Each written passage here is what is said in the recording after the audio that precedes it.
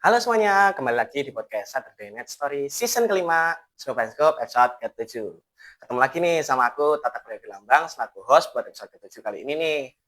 Nah, buat episode ke-7 kali ini, di episode kali ini tuh kayak agak spesial buat para kru ya. Soalnya ini tag pertama kita yang setelah bulan Ramadan. Jadi keren ya, kalau dari kemarin kita lihat tuh mungkin walaupun kelihatan muka-muka kru tuh agak lemes apa gimana ya, wajar lah soalnya itu tag-nya di pas bulan Ramadan. Nah, buat episode ke-7 kali ini saya akan ditemani sama bintang tamu yang beliau tuh di sini sebagai salah satu guru mapel fisika. Udah tahu dong pasti siapa orangnya. Ya, bener banget. Saya bakal ditemenin sama Pak Suharyadi. Tepuk tangannya dulu dong.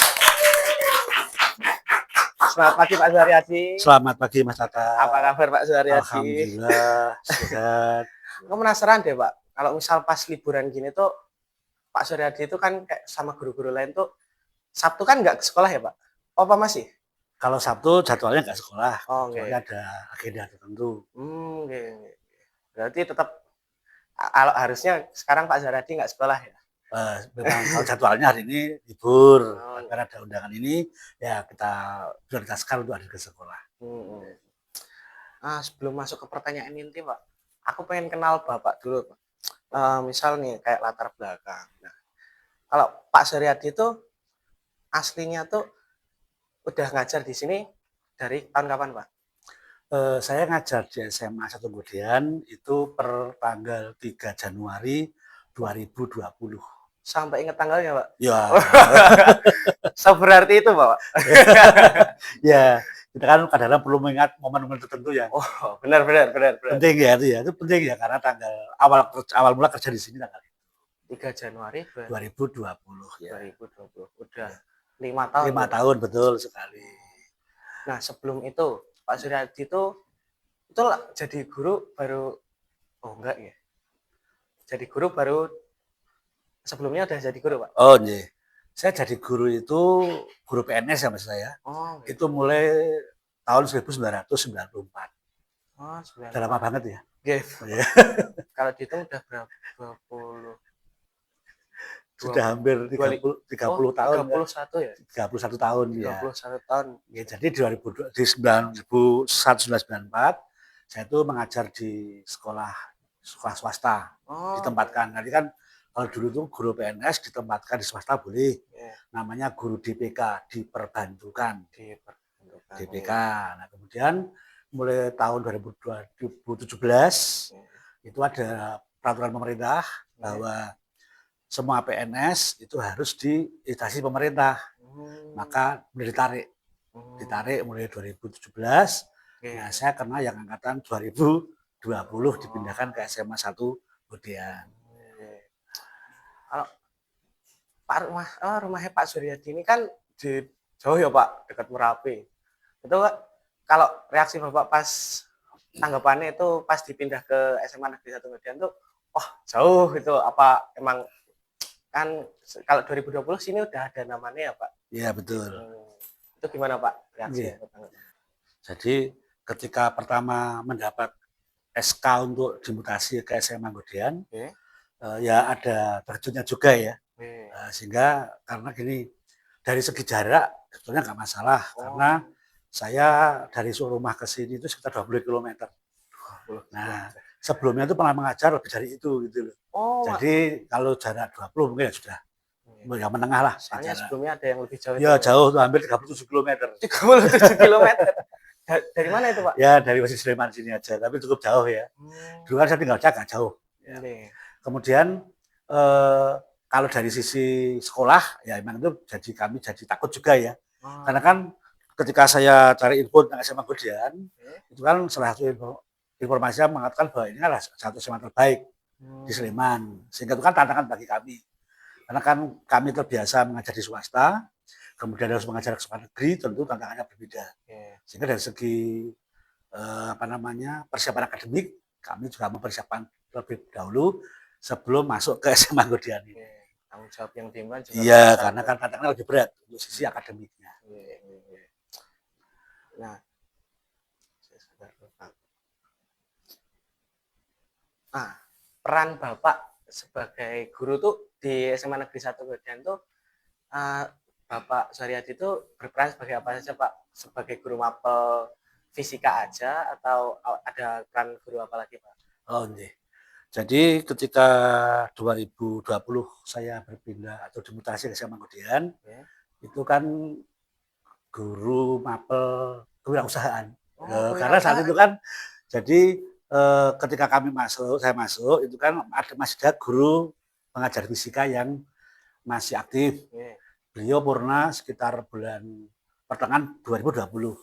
Sehingga ketika saya masuk ke sini itu jam mengajar fisika baru mendapat 4 jam pelajaran. Kemudian untuk melengkapi jumlah 24 jam mengajar diberi tugas untuk mengajar kewirausahaan di 2020. Nah, kemudian masuk ajaran baru itu kemudian baru bisa mengajar full fisika. Karena pendahulu kami beliau Bapak Edi itu sudah pas purna sehingga saya mendapat kesempatan untuk menggantikan beliau. Nah, setelah itu di tahun itu juga kami mendapat tugas sebagai wali kelas. Kemudian tahun berikutnya mendapat amanah sebagai Kaleb, Kepala Laboratorium IPA untuk pemenuhan jam pelajaran. Dan 2022 pertengahan itu diberi amanah untuk membantu di kurikulum. Itu sampai sekarang. Panjang ya ternyata prosesnya. Jadi Pak Suryadi. Nah, kalau Pak Suryadi ini bagaimana awalnya tertarik? Enggak ya? Sorry. Langsung aja Pak ke pengalaman menarik atau unik apa yang Pak Suryadi alami selama bekerja di SMA Negeri 1 Gedean? Ya banyak pengalaman ya. Sekitar 5 tahun itu mengajar di SMA Gedean. Salah satu pengalaman yang cukup menyenangkan itu tentang mata pelajaran. Dan semua kan tahu ya, mapel fisika itu kan mapel yang kurang diminati siswa. Kurang diminati siswa, kurang suka, itu udah hal yang umum, hal yang wajar, di mana-mana juga sama. Nah, hal yang menyenangkan adalah hampir tiap tahun itu kami selalu mendapatkan anak itu langsung ngomong sama saya, wah Pak, baru sekali ini saya sedang belajar fisika. Nah, itu udah cukup menyenangkan. Iya. Itu jadi kalau anak masalah, wah saya sekarang mulai senang belajar fisika Pak. Nah, gitu. Itu kan suatu kebahagiaan bagi guru fisika. Karena memang kan guru fisika termasuk guru yang tidak disukai mata pelajarannya ya. Jadi ketika ada siswa kok mengatakan bahwa dia mulai senang fisika, tertarik fisika, ya kan, saya besok pengen kuliah di fisika, itu satu kebahagiaan kami. Karena dengan rasa suka itu nanti akan pelan-pelan dia akan berproses sampai akhirnya nanti akan prestasi akademik fisikanya juga lebih baik. Itu cukup salah yang menyenangkan ya. Ini merubah mindset bahwa fisika itu pelajaran yang sulit jadi menyenangkan, siswa suka, dan mereka terbuka mengatakan senang fisika, itu satu kebahagiaan yang membahagiakan bagi kami sebagai guru fisika. Kemudian ketika kami mengajar, itu kan kebetulan fisika itu kan sudah dicap pelajaran yang sulit, maka kami berusaha untuk membuat fisika itu dekat dengan kehidupan sehari-hari. Misalnya kami menggunakan metode belajar yang menerapkan permainan tradisional. Yang itu ya Pak, apa namanya? Bendik, macam-macam ya. Bendik, ada gobak sodor, pokoknya berbagai permainan yang itu bisa kita kaitkan dengan fisika. Nah, yang menarik adalah dan lucu sekali itu kadang-kadang di benak kami sebagai guru itu ini kan permainan biasa. Anak-anak sudah biasa. Ternyata banyak kejadian anak-anak itu belum pernah memainkannya sebelumnya. Jadi ternyata dari kegiatan menggunakan permainan tradisional dalam belajar fisika itu kami menemukan temuan bahwa banyak anak yang mungkin sudah lama nggak bermain tradisional itu tidak pernah lagi. Sehingga beberapa adegan yang harusnya itu mudah jadi lucu ya. Kalau kita kan ya sendiri misalnya anak bermain bendik kan hal yang wajar bagi angkatan kami ya. Tapi bagi angkatan yang anak sekarang tuh memukul bendik, memainkan itu hal yang lucu sekali. Jadi itu cukup menyenangkan ya bagi kami dalam melaksanakan pembelajaran fisika supaya dekat dengan anak-anak gitu. Mainannya beda ya sekarang. Iya, mainnya beda. Sekarang mainnya sudah pakai gadget ya. Terus. Kalau lucu atau horor gitu ada lagi nggak Pak? Kalau yang horor. Nah, di sini Ya. kan horornya pas Ya, rumah. saya pernah dengar sih mungkin ada teman yang mengalami dan dapat horor ya. Bukan Mungkin Pak Suryadinya sendiri. kalau saya alhamdulillah belum pernah ya. Belum pernah. Mungkin sudah berdamai ya dengan fisika. Setannya juga takut itu. Wah, guru Lo tak fisika itu rumusin nanti ya. Tapi memang pernah dengar, tapi kalau saya sendiri belum pernah. Dan saya juga memang ke tempat yang dulu dikatakan itu mungkin horor, saya tidur situ juga biasa, tidur biasa gitu ya. Alhamdulillah nggak ganggu ya. Jadi udah berteman tadi ya, berdamai dengan fisika. Ya, semoga juga ke depan juga nggak ada hal yang mengganggu untuk masalah seperti itu. Mengharukan ada nggak Pak? Misalnya momen-momennya, walaupun baru 5 tahun ya, kalau guru lain kan ada yang lebih lama. Ya, jadi anak-anak sini itu sepertinya tidak pernah melupakan proses yang dialaminya. Sehingga hal-hal yang sudah berlangsung sekian tahun, bahkan sampai alumni, alumni sudah sekian tahun itu masih berkenan menghubungi gurunya. Iya, itu bukan alumni yang pertama saya ke sini, berarti alumni 2020 ya. Itu masih terkoneksi dengan baik, sering komunikasi. Bahkan ketika kebetulan saya kan ada minat di bidang tertentu ya, di bidang filsafat, itu ada ketika ada seminar filsafat, ada ilmu filsafat, itu kami lebih tahu. Artinya jaringan komunikasi dengan siswa-siswa alumni yang pernah kami mengajar mungkin hanya setengah tahun, masih terjalin dengan baik sampai sekarang. Bahkan nomor HP-nya masih kami komunikasikan ya. Berarti benar-benar siswanya, alumninya di sini itu benar-benar menghargai proses yang terjadi di sini ya. Betul, jadi ingat betul ya mereka. Luar biasa ya. SMA Negeri 1. Nah, kalau tantangan yang dihadapi Pak Suryadi selama mengajar itu di sini apa aja, Pak? Kalau saya pribadi lebih ke tantangan akademis. Kan semua juga tahu siswa yang masuk SMA Ngodian itu adalah siswa terbaik ya. Ya terbaik. Artinya dari nilai yang masuk itu saya bisa melihat bahwa inputnya cukup bagus, cukup tinggi. Nah dari situ tentu tantangannya yang pertama akademis. Karena kalau mengajar anak pintar itu kan butuh modal yang lebih besar ya. Ya artinya tantangannya. Bahkan itu ada pengalaman menarik. Ketika dulu kan info mau dipindah ke Semago itu udah agak awal ya. Setengah tahun kami terima. Ada kemungkinan pindah ke Semago gitu ya. Maka selama hampir setengah tahun itu saya selalu mempersiapkan diri Mas. Iya, karena kan kalau di SMA tantangannya kan dulu namanya SNPMB, tes tertulis ya, seleksi nasional untuk masuk perguruan tinggi. Ya, kalau sekarang namanya SNBT. Ya makanya kan, nah dulu kan pakai tes mapel. Jadi ada mapel fisika, mapel kimia, biologi. Ya, maka untuk masuk ke Semago ini, karena kami tahu inputnya bagus, ya otomatis saya harus belajar keras untuk mendalami materi-materi UTBK saat itu ya. Sama sampai sekarang, artinya kami tidak mungkin hanya memberikan materi yang sama dengan sekolah yang lain. Maka tentu kami harus menyiapkan lebih awal, membaca lebih banyak. Harapannya nanti apa yang kami berikan ke siswa itu memiliki nilai materi yang lebih tinggi ketimbang yang lainnya. Itu kalau untuk segi akademiknya.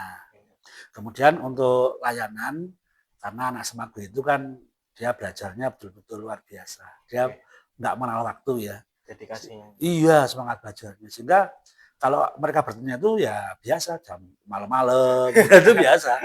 Materi tanya biasa, artinya kami juga biasa. Maka untuk mengantisipasi seperti itu, kami berusaha untuk fast respon.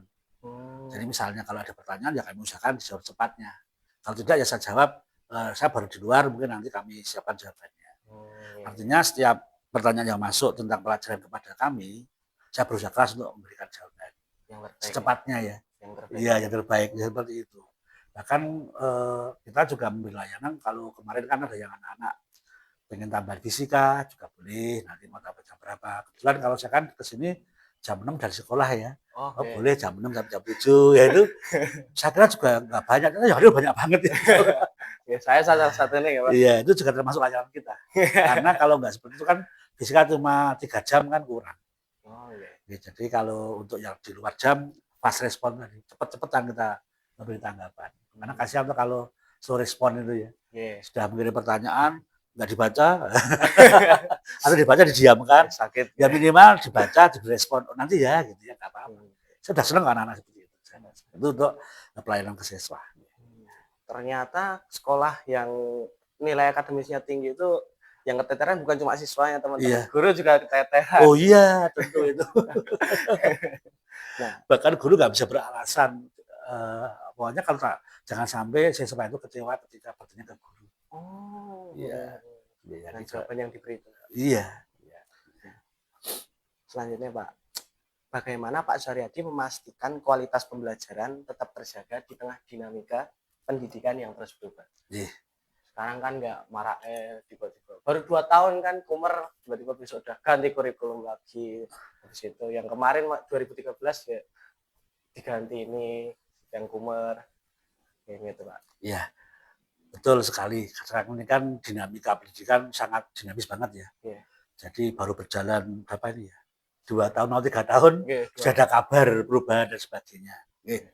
Kami sebagai guru di lapangan tentu menyikapinya yang pertama, kami senantiasa mengikuti perkembangan regulasi dari pemerintah. Jadi kami sering memantau ya, kebetulan kita sering memantau di medsos atau baik yang resmi maupun nggak resmi, kita ikuti terus. Sehingga waktu mendengar kemarin ada besok mau ada TKA, itu ya kami sudah siap-siap ya TKA. Nanti besok hari Minggu ini sudah mulai respon untuk tadi ada perubahan TKA. Kemudian besok katanya mau muncul IPA IPS lagi. Maka kemarin hari Kamis ya, kita mengundang orang tua kelas 10 buat persiapan itu pemilihan dulu. Kami informasikan yang pemilihan kemarin. Nah, kami sudah masuk kepada beliau. Sewaktu-waktu nanti ada perubahan, kita ngobrol lagi. Karena memang harus diikuti dengan komunikasi. Lalu yang berikutnya adalah kami selalu berusaha mengikuti perkembangan lewat komunikasi komunitas. Jadi kalau kami ada grup waka kurikulum ya, itu terus ikuti terus. Kemudian juga grup MGMP, grup mata pelajaran, kita ikuti terus perkembangannya. Kemudian juga grup untuk guru kreatif. Kan sekarang metode berubah banyak ya. Sekarang itu kalau guru nggak ikuti perkembangan nanti bisa tinggal sama muridnya. Minimal tinggal tidur minimal itu. Cuman Pak. Ya, kalau ngaji nggak menarik kan minimal tinggal tidur. Apalagi kalau nggak menarik nanti siswanya wah gurunya tidak ikuti perkembangan, jadul ya dan sebagainya. Nah, itu terus kita ikuti perkembangannya dan pada perubahan kita komunikasikan baik ke orang tua maupun ke siswa. Berarti kuncinya di komunikasi. Betul, jadi mengikuti perkembangan plus komunikasi intensif. Berat ya ternyata komunikasi sana sini gitu ya Pak. Betul. Nah, bagaimana cara tertarik untuk membangun komunikasi yang efektif antara guru, siswa, dan orang tua dalam mendukung pendidikan yang lebih baik? Jadi komunikasi antara pihak sekolah, kemudian siswa, lalu orang tua, bahkan masyarakat ya itu memang harus dijalani secara efektif. Jangan sampai komunikasi itu hanya ketika ada masalah. Masalah baru komunikasi. Jadi gini, kita senantiasa terbuka terhadap masukan, kritik dari orang tua. Ya, kita kan sekarang itu kan orang tua bisa mengakses nomor-nomor wali kelas, nomor HP kita ya, dengan mudah dan terbuka. Karena kan kita ada grup wali kelas, grup orang tua yang wali kelas yang masuk ya, itu juga bisa. Jadi kalau ada masukan dari orang tua, ya kita terima. Termasuk kemarin itu kan ada masukan tentang kegiatan rapat dengan orang tua. Sebetulnya kami rencananya kan besok sekitar bulan akhir April ya atau awal Mei, tapi karena masalah orang tua, Pak ini sebaiknya dipercepat saja. Akhirnya pihak sekolah merespon, oke karena ini dibutuhkan dipercepat ya kita percepat. Itu jadi kita terbuka, ada kritik kita kalau membangun ya kita jalankan, sepatutnya kita respon. Misalnya kemarin kamu juga tahu ada masalah misalnya ketika PTS, PAS ya kan, ada yang menanya, wah ini kan ada yang nggak jujur Pak. Ya nggak banyak sih, tapi walaupun nggak banyak, kalau itu sifatnya masukan, ya kita respon. Maka ketika siang hari itu dia mengajukan informasi tentang itu, maka pagi harinya segera kita tindak lanjut. Berarti guru-guru di SMA Negeri 1 Medan ini terbuka ya sama Ya, masukan dan kritikan manajemen sangat terbuka. dan itu benar direalisasikan ya Pak? Iya, ya betul. Kayak Karena kan kemarin. kalau terbuka nggak direalisasikan sama dengan menampung saja. Yeah. Ya, begini, pokoknya istilahnya gini, yang bisa segera ditindaklanjuti, segera kita laksanakan. Kalau memang itu butuh butuh rapat, ya butuh keputusan besar ya nggak berani ya. Tapi yang sifatnya bisa ditangani segera ya sebenarnya begitu ada masukan tanpa ada perubahan, nah, langsung aja diberi perubahan. Ada contohnya nggak Pak? Iya. Kemarin di pas PAS nih Pak, yang wali murid ada ikut mengawasi. Iya betul, itu salah satu respon kita. Oh ini ada cutting yang di nyontek wes kono urusi dhewe awasi dhewe gitu. Ya kita sebenarnya kan juga berarti seperti itu pelaksanaannya. Ya, kita udah berusaha tapi ya namanya anak kan kreatif ya. Kreatif. Berarti anak yang mencetak itu malah tinggi di nilai kreativitas ya, Pak? Coba kreativitasnya mungkin tidak tempat yang tepat. Apakah ada kegiatan lain yang Bapak tekuni di luar sekolah? Iya. Halo Pak, menjurus kemana? Ya. Saya di samping sebagai guru, itu keseharian saya juga pengajar di bimbel. Oh. Ya, saya mengajar di bimbel sejak tahun 90, saya masih kuliah. Oh malah. Maaf Pak. Pak Suryadi ini kuliah di tahun? Saya kuliah S1, kuliah itu tahun 90. 90 sampai? Saya kuliah 90 di Diploma 3, lulus 93. Oh, 3 tahun? 3 tahun pas, kemudian melanjutkan S1. S1 lulus 97. Tapi saya kuliah sejak mengajar di bimbel sejak 93, masih kuliah. Sampai sekarang masih aktif ya. Tapi cuma sekarang intensitasnya dikurangi, nggak seperti dulu. Soalnya pun banyak tanggung jawab. Tapi dari kuliah udah mulai nyambi Pak, cari sampingan buat ngajar di bimbel itu. Betul. Jadi mengatur waktunya ya kita sudah kan kalau jam kerja sekolah sudah jelas ya. Jam kerjanya sekian sampai sekian, maka saya berusaha semua pekerjaan diselesaikan di jam kerja. Sehingga nggak menunda-nunda waktu. Karena kalau menunda-nunda kan nanti kita harus mengerjakan di jam yang lain. Nah, kalau bisa diusahakan tepat waktu kalau bisa ini. Nah, kalau ini kan tim kru redaksi itu udah tahu ya Pak kalau Bapak itu suka traveling. Nah, Bapak ini kenapa kok Bapak tertarik menjadikan traveling itu sebagai hobi? Sebetulnya hobi traveling sih ya. Namanya apa ya? Hiburan aja ya. Oh, hiburan.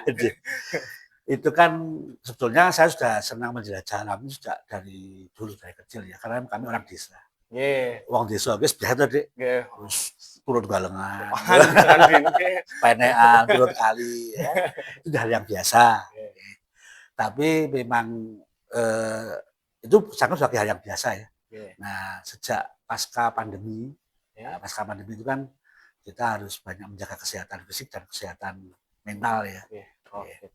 Nah, saya membaca beberapa literatur, itu salah satu usaha untuk menjaga kesehatan fisik dan mental, itu adalah banyak berada di alam.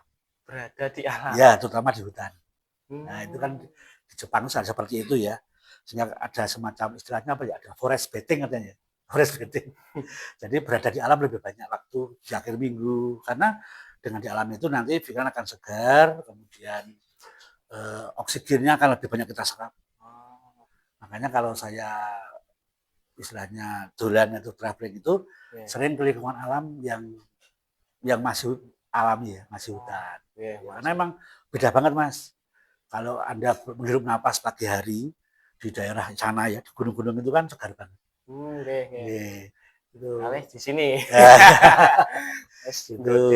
Sehingga dengan kita di alam bebas yang masih alami, harapannya ya tadi secara fisik kita mendapatkan asupan oksigen lebih baik, secara psikis juga mendapat ketenangan ya. Kan kalau di fisika itu ada teori tadi, kalau kita memandang jauh, melihat yang jauh itu kan mata lebih fresh. Namanya berakomodasi minimum. Jadi kalau kita kan jabaran gini ya, nah itu kan mata berakomodasi maksimum. Sehingga kan sorot mata itu kencang, tegang. Tapi kita kalau di luar, misalnya saya di perbukitan yang tinggi bisa memandang tempat yang sangat jauh, Puas. itu kan loss ya. Oke. Ya, itu kan juga menyegarkan pikiran secara fisik maupun secara psikis. Jadi kalau jalan-jalan di akhir minggu ke daerah yang banyak oksigen seger, tempat yang tinggi itu salah satunya yaitu untuk penyegaran. Jadi, Kemarin Bapak tuh ikut ke Dewi Tinalah betul? saya kemarin ya tidak ikut kemah, tapi pas hari kedua saya sempat silaturahmi ke sana. Oh, Itu. Jengok ya, Pak? Oh, itu loh. Itu saya kalau di Tinalah itu saya pernah lewat beberapa kali itu. Oh, Dewi Tapi Tinalah. naik ke sana. Oh, lebih atas lagi. Iya. Karena ada pegunungan ya, ada Tumpang Menoreh, Puncak 9, Kebun Teh Linggo, itu kan sangat banyak. Tapi bagus sekarang itu pemandangannya. Pas saya kesana kemarin kan sudah pengennya itu lompat kali sana itu loh. Ikut tuh loh. Pengennya kan turun terus lompat kali terus naik ke atas dulu.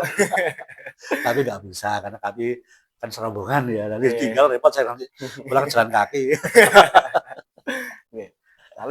Berarti kita udah merealisasikan kan Pak, kemah berada di alam. Oh iya. 3 hari itu selesai itu for your information ya teman-teman, kita tuh selesai kemah kemarin hari apa teman-teman? Rabu. Hari Rabu. Kamis ada beberapa tuh yang ngurusin event nokcer.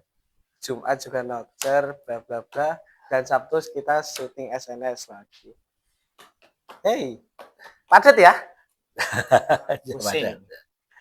Tetap semangat pokoknya ya. Makanya itu berada di alam dibutuhkan ya Pak? Oh, sangat dibutuhkan. Sangat dibutuhkan. Ya, sangat dibutuhkan. Kalau destinasi favorit ada nggak Pak? Nah, kalau saya sekeluarga. Sekeluarga ya, keluarga. Itu destinasi favorit memang di pegunungan. Tempatnya nggak ada yang penting malah sama keluarga itu. Ya, kan hampir semua pegunungan. Cuma kalau di beberapa pegunungan, itu yang favorit kami memang di Merapi. Oh, Merapi. Merapi dan di Gunung Kidul. Karena kalau di Merapi itu kan relatif hutan betul ya. Hutan benar-benar hutan ya. Artinya dari bawah sampai ke atas kita itu menemukannya hutan dengan pepohonan yang lebat. Di beberapa pegunungan kan kalau misalnya kita ke Sumbing, Sindoro, ke Lawu, itu kan nanti sudah ke pertanian. Iya dah. Misalnya kemarin saya terakhir itu ke Posong. Itu sampai ke objek di Posong sana. Posong itu kan sana memang pertanian. Jadi udah untuk pertanian. Tapi kalau di Merapi itu kan tidak. Bener hutan. Bener hutan. Ya hutan. Itu favorit kami. Boleh nggak ke situ? Kan saat ini zona berapa ya Pak? Oh gitu. Kalau mendaki nggak boleh. Tapi kalau untuk traveling di bawah kan masih boleh. Misalnya di Kalitalang itu bisa masuk ke pinggangnya Merapi istilahnya ya. Itu masih boleh. Relatif aman. Di Kalurang juga relatif aman. Masih. Dan di bawahnya Kalurang itu banyak hutan-hutan yang masih bagus untuk traveling, untuk menghirup oksigen sepuas-puasnya itu di sana segar sekali. Merapi ya favorit kami. Nah, ada nggak destinasi yang pengen Bapak kunjungi tapi saat ini tuh belum kesampaian? Ya, yang belum saya kunjungi, saya pengen banget itu ada satu, yaitu di Karangsambung Kebumen. Karangsambung? Pernah dengar? Belum Pak. Karangsambung itu suatu kawasan situs purbakala ya, luas banget itu, ratusan hektar. Di sana itu hutannya luas, kemudian di sana itu kan banyak jejak-jejak geologis. Ya, tentang berbentuknya Pulau Jawa. Wah, itu kan menarik sekali. Menarik. Jadi saya pernah lihat di internet itu kan ada batuan yang dasar laut yang terangkat vertikal ke atas. Nah, itu pengen banget saya ke sana. Jadi dulu dasar laut katanya dasar laut, kemudian ada tenaga endogen ya, mendorong ke atas. Nah, dasar laut itu terangkat sampai ke atas. Dan sekarang tuh ada bukitnya di situ. Nah, ini bagus sekali sepertinya. Nah, tapi belum kesampaian ke sana. Tertariknya malah sama gimana terbentuk Ya, betul sekali. Jadi juga memang alamnya hutan. Dan juga ada banyak peristiwa geologis kan menarik sekali di sana. Bromo udah belum Pak? Kalau Bromo gagal. Kenapa tuh Pak? Sudah 2 kali rencana ke Bromo gagal, belum berhasil ke sana. Yang pertama dulu kena pandemi. 2020. Ya, jadi rata-rata pandemi. Yang kedua itu berbarengan acara yang lain. Nah, mungkin pernah berencana 2 kali ke sana, tapi belum berhasil ke sana. Ya. Nah, bagi para pendengar yang mulai tertarik menjadikan traveling sebagai hobi, nah, ada tips nggak dari Bapak nih? Nggih. Harus ngapain, itu, ada nggak Pak? Nggih. Jadi untuk tips bagaimana supaya travelingnya nanti Traveling baru jadi pengalaman yang menyenangkan, ya, yang pertama adalah tetapkan tujuan. tujuan. Pastikan dulu tujuannya. Sehingga nanti ketika berangkat udah mantap mau kemana. Karena kalau berangkat tanpa tujuan nanti bisa belok-belok. Nggak maksimal. Berarti sama tuh kayak Orang ekonomi waton seperti itu jangan. Oh. Kalau bisa punya target 1 atau 2 pilihan target dulu. Nah setelah ditetapkan tujuan yang mau kemana, kemudian usahakan untuk searching, mencari info tentang tujuan kita itu. Ya. Pertama, apakah itu masih dibuka untuk umum, atau ada perubahan kebijakan dan sebagainya. Melakukan riset dulu ya Pak. Iya, jangan sampai nanti kita sampai ke lokasi jebule sudah tutup, sedang penutupan karena sedang renovasi dan sebagainya. Karena saya pernah mengalami beberapa kejadian karena searchingnya nggak maksimal, sampai ke lokasi, ini sudah tutup. Ya, misalnya pertama kita pas ke Gunung Sumbing, namanya hutan Wanawalitis. Saya tertarik dengan salah satu objek namanya pohon rasamala. Pohon rasamala itu bagus. Itu pohon apa itu? Ya, makanya saya sekali ke sana ya. Jadi ikonnya itu pohon rasamala. Pohon rasamala namanya. Jadi apa? Pohon rasamala di Wanawalitis. Nah, saya ke sana.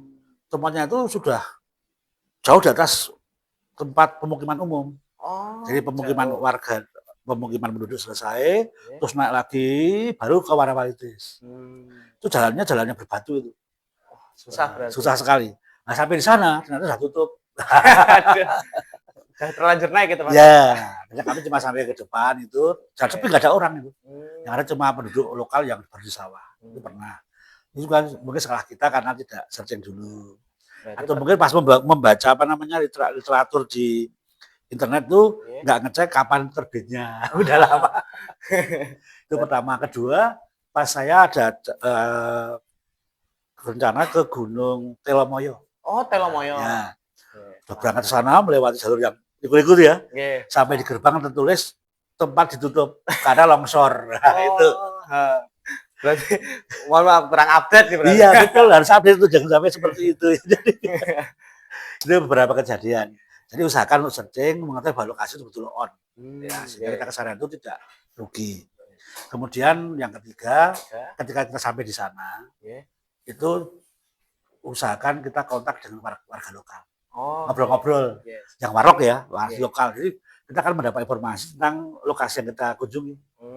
Iya betul. Ya, jadi kadang kan ada aturan nggak tertulis juga. Iya betul, tentang kearifan lokal, cerita-cerita lokal yang tidak dimiliki orang lain.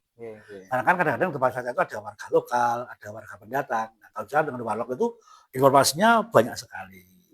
Kemudian terakhir, kalau kita sebagai Muslim usahakan kalau kita berkunjung ke tempat itu ya bisa sholat di sana lah, di masjid dekat sana. Jadi untuk jejak kita di sana ya, saya pernah sholat di masjid sana gitu ya. Itu cukup menyenangkan tuh. Cukup menyenangkan. Berarti ada 4 ya Pak? Iya, pertama tadi tentuin tujuan. Terus usahakan untuk riset, kemudian komunikasi dengan warga lokal, ngobrol. Iya, itu masih loh itu. Berinteraksi ya teman. Iya, keempat kalau bisa, kalau misalnya waktu sholat usahakan sholat di tempat itu. Dekat itulah masjid terdekat. Meninggalkan jejak. Karena wudhu di sana itu kan ada kenangan tersendiri. Nggak terasa udah pertanyaan terakhir nih. Oh iya. Nah, sebagai penutup, pertanyaan penutup. Sekian lama Bapak mengabdi di SMA Negeri 1 Ngodian. Apa harapan Pak Suharyadi untuk SMA Negeri 1 Ngodian di masa depan? Kepada siswa dulu, kan Semago ini mempunyai banyak. Berarti punya beberapa harapan? Ya 2, minimal 2 dulu. Kalau kepada siswa, nanti monggo Semago ini jadikan wadah untuk mengembangkan kompetensi dan mengembangkan untuk meraih prestasi. Kan sini banyak kegiatan baik kegiatan akademik maupun non akademik. Nah, jadi monggo dengan 2 wadah ini kita untuk siswa untuk bisa memaksimalkan. Karena saya amati juga untuk anak itu kan untuk lomba masih kurang greget ya. Iya masih kan banyak lomba tuh sekarang itu ada lomba A, lomba B, lomba C. Nggak apa-apa, lomba yang ada diikuti aja. Baik di sekolah maupun di luar sekolah. Mencari pengalaman. Iya betul. Jadi pengalaman itu nanti menjadi bekal yang sangat baik untuk proses berikutnya. Kemudian kepada Bapak Ibu guru dan karyawan untuk senantiasa memaksimalkan pelayanan kepada siswa. Karena kan siswa yang berprestasi, siswa unggul ya. Sehingga dengan pelayanan yang maksimal diharapkan anak juga tertangani dengan baik, potensinya akan dimaksimalkan, bisa mencapai hasil yang lebih baik lagi. Terdudut. Ya, itu dua harapan saya. Pertanyaan terakhir, ya, terima kasih buat Pak Suryadi udah mau meluangkan waktunya untuk datang ke podcast Saturday Night Story ini. Dan terima kasih buat tim kru produksi dan terima kasih buat penonton yang setia menonton podcast kami. Tunggu kami di episode selanjutnya. Dadah.